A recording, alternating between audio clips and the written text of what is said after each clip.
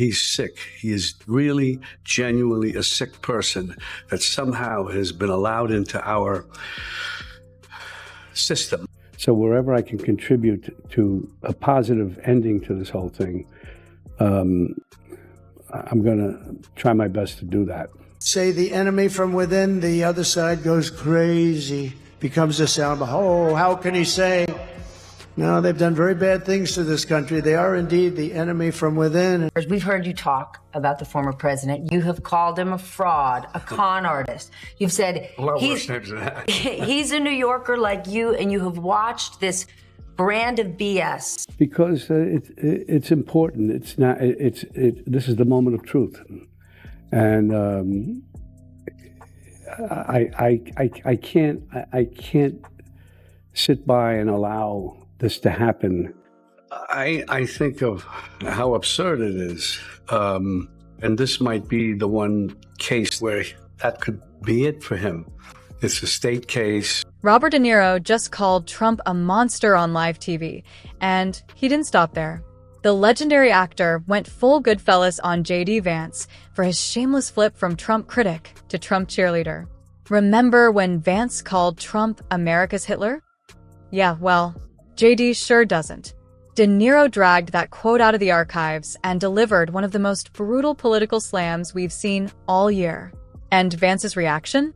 Classic deer in headlights, like a guy who just got caught with his pants down on national TV. Before we go any further, quick favor, if you're enjoying this video, hit that like button and subscribe. Over 98% of you watch but don't subscribe. It's totally free and helps us keep the content coming. Subbed? Awesome. Now, back to it. Did you know J.D. Vance once straight up called Trump America's Hitler? Yeah, that actually happened. And now this same guy is out here clapping for Trump at rallies like his job depends on it, which, let's be honest, it probably does. It's the kind of political backflip that'd give Olympic gymnasts whiplash. De Niro didn't just throw shade. He brought the full mob boss treatment. It felt like watching Don Corleone calmly but ruthlessly explain why someone just betrayed the family. You've played a lot of bad guys. Would you ever play Donald Trump? Never. There's nothing about him. There's not one redeeming thing in him that I can see ever. But this is who we're fighting. He's talking about himself. The enemy within. He is the enemy within. He's projecting everything he says. It gets back to intimidation.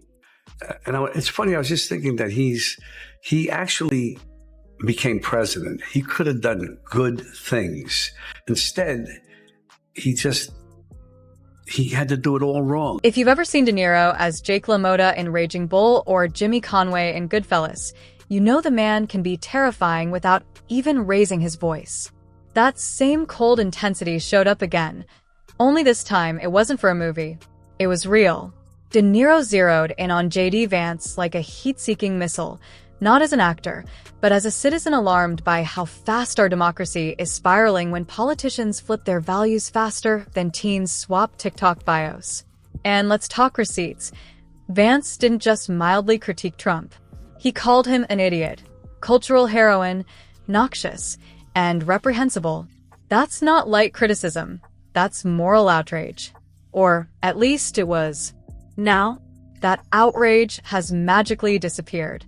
Vance is on stage clapping like a malfunctioning robot, doing his best impression of someone who really means it.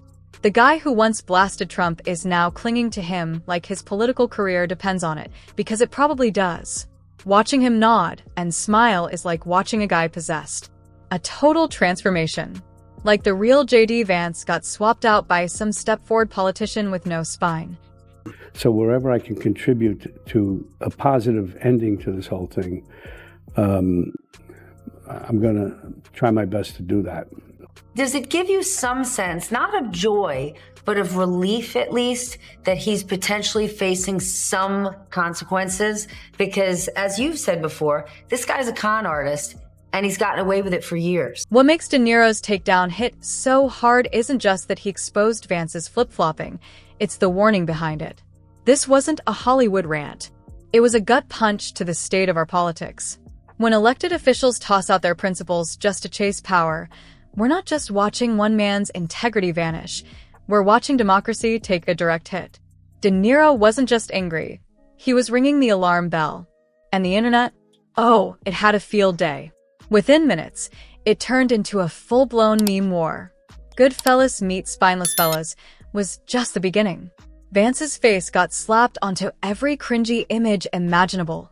Awkward hugs with Trump, cartoonish backflips, you name it. The guy became a walking punchline. But under all the jokes, De Niro's most savage line still lingers. This isn't just about one senator's embarrassing flip. It's about how quickly power can erode principle and how dangerous that is for everyone watching.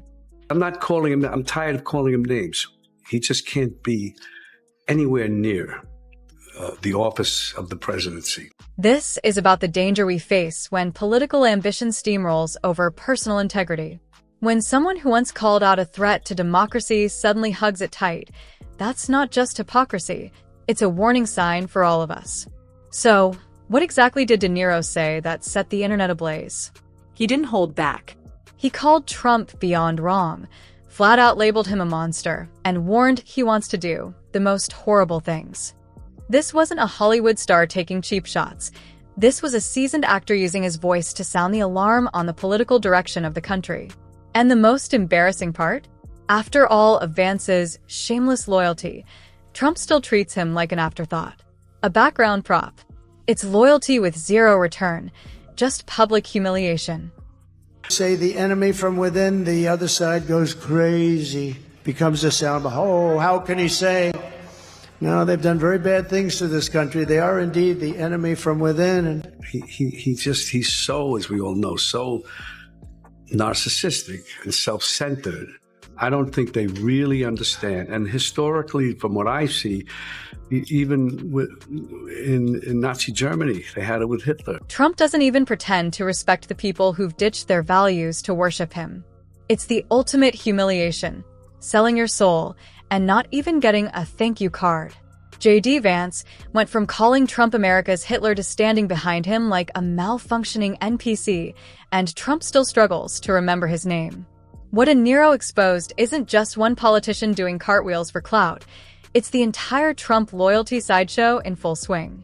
One-time critics now move in perfect sync, heads bobbing the second Trump lifts a finger. The real horror isn't just JD kissing the ring after dragging Trump through the mud. It's what this dance says about where we're headed. De Niro nailed it. This isn't politics anymore. It's power worship. When leaders care more about staying in Trump's good graces than standing by their beliefs, democracy doesn't just take a hit. It starts flatlining.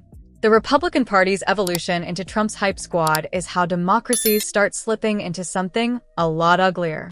When loyalty to one man outweighs loyalty to the country, you don't get patriotism. You get authoritarianism with a bad tan.